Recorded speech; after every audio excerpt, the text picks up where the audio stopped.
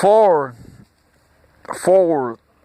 It is of singular interest in which connections that, although the general stream of social scientific theory has been deeply influenced by almost every major intellectual movement of the last century and a half, Marxism, Darwinism, utilitarianism, idealism, Freudianism, behaviorism, positivism, operationalism, and has attempted to capitalize on virtually every important field of methodological innovation from ecology, ethology, and comparative psychology to game theory, cybernetics, and statistics.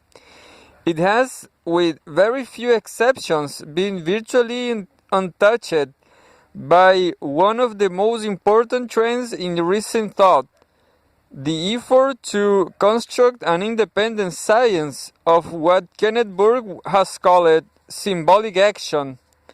Neither the work of such philosophers as Peirce, Wittgenstein, Cassirer, Langer, Ryle, or Morris, nor of such literary critics as Coleridge, Eliot, Burke, Emerson, Blackmore, Brooks, or Auerbach seems to have had any appreciable impact on the general pattern of social scientific analysis. Aside from a few more venturesome and largely programmatic linguistics, Worf or as a Sapir, the question of how symbols symbolize, how they function to mediate meanings has simply been bypassed. The embarrassing fact the physician cum novelist Walker Percy has written is that there does not exist today a natural empirical science of symbolic behavior as such. Sapir's gentle shitting about the lack of a science of symbolic behavior and the need of such a science is more conspicuously true today than it was 35 years ago.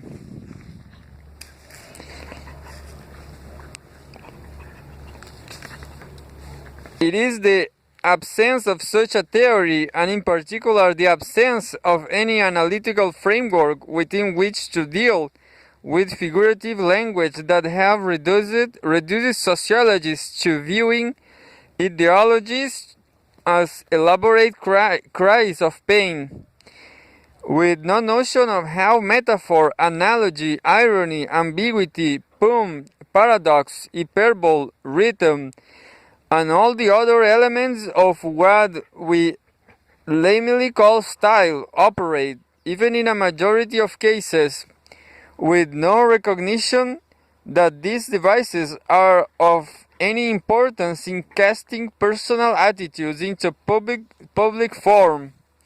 Sociologists lack the symbolic resources out of which to construct a more incisive formulation.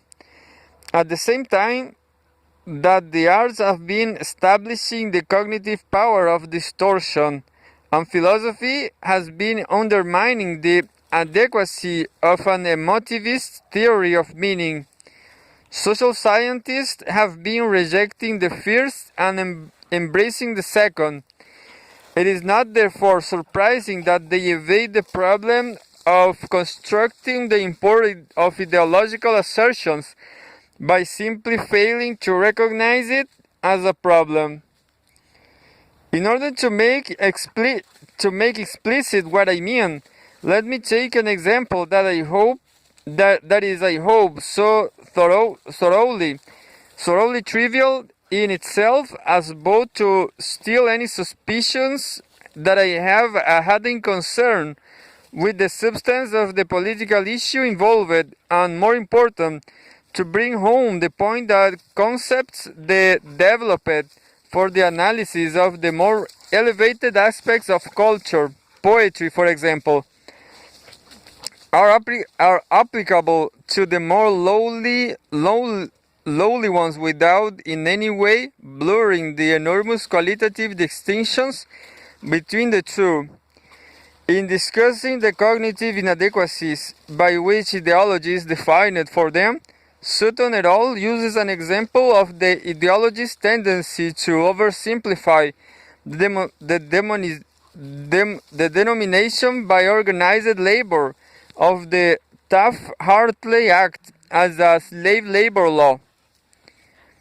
Ideology tends to be simple and clear-cut, even where its simplicity and clarity do less than justice to the subject under discussion. The ideological picture uses sharp lines and contrasting black and white. The ideology is exaggerated and caricatures in the fashion of the cartoonist. In contrast, a scientific description of social phenomena is likely to be fuzzy and indistinct. In recent labor ideology, the Taft-Hartley Act has been a slave labor act. By no dispassionate examination does the act merit this label. Any detached assessment of the act will have to consider its many provisions individually on any set of values, even those of trade unions themselves. Such an assessment will yield a mixed verdict, but mixed verdicts are not the stuff of ideology. They are too complicated, too fuzzy. Ideology must categorize the act as a whole with a symbol to rally workers, voters, and legislators to action. Leaving aside the merely empirical question of whether or not it is in fact true that ideological formulations of a given set of social phenomena are inevitably simpler than scientific formulations of the same phenomena, there is in this argument a curiously depreciatory one might even say oversimple view of the thought processes of labor union leaders on the one hand and workers, voters, and legislators on the other. It is rather hard to believe that either those who coined and disseminated the slogan themselves believed or expected anyone else to believe that the law will actually reduce, or was indeed to reduce, the American worker to the status of a slave, or that the statement of the public for whom the slogan had meaning perceived it in any such terms. Yet it is precisely this flattened view of the other people's mentalities that leaves the sociologists with only two interpretations, both inadequate, of whatever effectiveness the symbol has. Either it deceives the uniformed according to interest theory, or it excites the unreflective according to strain theory. That it might in fact draw its power from its capacity to grasp, formulate, and communicate social realities that elude the temperate language of science. That it may mediate more complex meanings than its literal readings suggest is not even considered. Slave Labor Act may be, after all, not a label but a trope. More exactly, it appears to be a metaphor, or at least an attempt metaphor, although very few social scientists seem to have read much of it.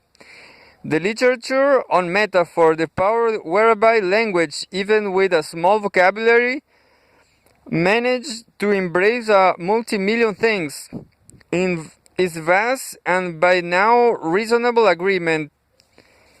In metaphor, one has, of course, a stratification of meaning in which an incongruity of sense on one level produces an influx of significance on another. As Percy has pointed out, the feature of metaphor that has most troubled philosophers, and he might have added scientists, is that it is wrong.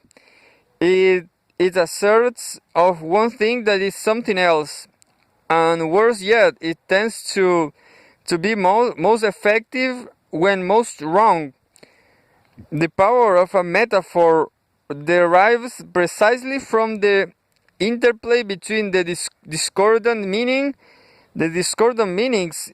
it symbolically coerces into a unitary conceptual framework, and from the degree to which that coercion is successful in overcoming the physic resistance such semantic tensions inevitably generates in anyone in a position to perceive it. When it works, a metaphor transforms a false identification, for example, of the labor policies of the Republican Party and of those of the Bolsheviks into an apt analogy. When it misfires, it is a mere extravagance. That for most people the slave labor law figure was in fact pretty much a misfire, and therefore never served with any effectiveness as a symbol to rally workers, voters and legislators to action, seems evident enough, and it is this failure, rather than its supposed clear-cut simplicity, that makes it seem no more than a cartoon. The semantic tension between the image of a conservative Congress outlawing the closest shop and of the prison camp of Siberia has apparently too great to be resolved into a single conception, at least by means of so rudimentary a stylistic device as the slogan. Except perhaps for a few enthusiasts, the analogy did not appear, the false identification remained false. But failure is not inevitable even on such an elementary level.